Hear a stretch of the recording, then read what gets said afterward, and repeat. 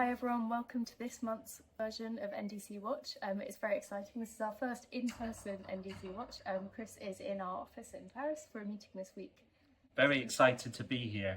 In June, we had NDCs from Norway, Somalia and Belize, and we're going to focus our conversation on Somalia and Belize today. Start with Somalia. Do you want to tell us a little bit about Somalia's updated NDC?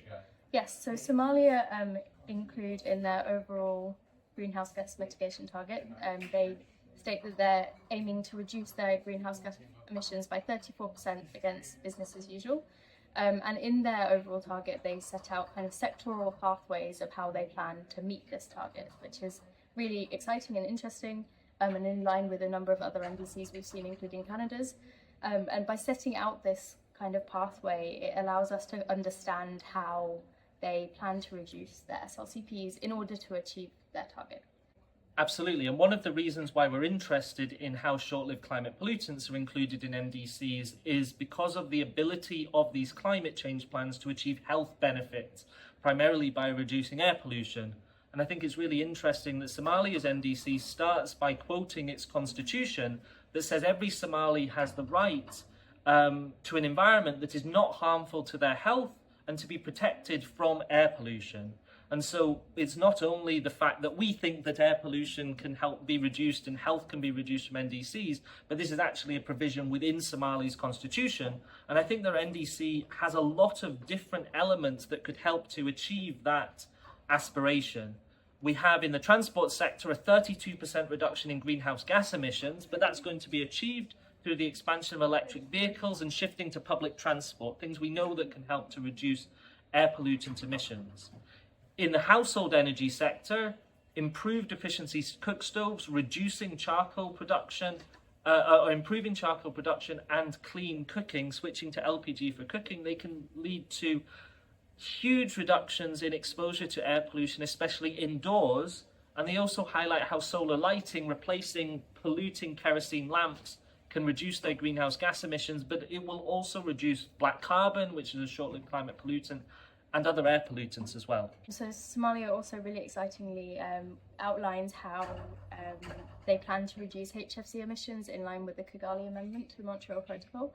They highlight how they are working towards the Clean Cooling Pledge and promoting energy efficient cooling appliances to kind of achieve those targets. It's one of their adaptation measures as well. It's linking mitigation and adaptation by making sure there's equitable access to cooling whilst doing so in a way that doesn't explode their greenhouse gas emissions. What did you find out about Belize's NDC? So I think Belize, again, is a small country, really making clear the kind of policies and plans that they are putting in place, not necessarily highlighting their SLCP reductions, but measures that really we know clearly will reduce their emissions. So kind of for the livestock sector, they have a specific emissions reduction target. It is a greenhouse gas reduction target, but it's a sector that is very methane intensive. They're not going to be able to achieve that target without reducing methane, absolutely.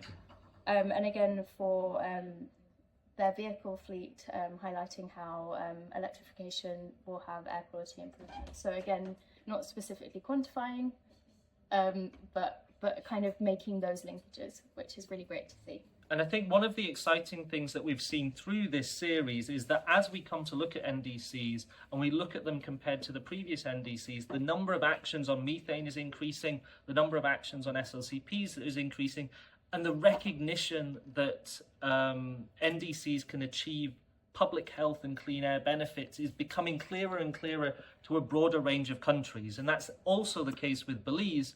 They highlight for specific measures like switching to public transport that this will help to bring clean air to their cities. And I think the final thing that I wanted to highlight is that countries specifying the actions they will take to achieve their greenhouse gas reduction targets allow you a much richer understanding of the co-benefits that you're going to get. And I think the waste sector is a really good example of how Belize is considering actions across different levels. We've got technical measures to have flaring of methane at landfill sites, which is essential for the waste, the organic waste that is already decomposing there. But they also highlight how reducing waste generation is the best way of avoiding that waste going to landfills, reducing the cost of municipal waste management, extending the life of the landfills that you already have. So it's nice to see a holistic approach to actions in particular sectors.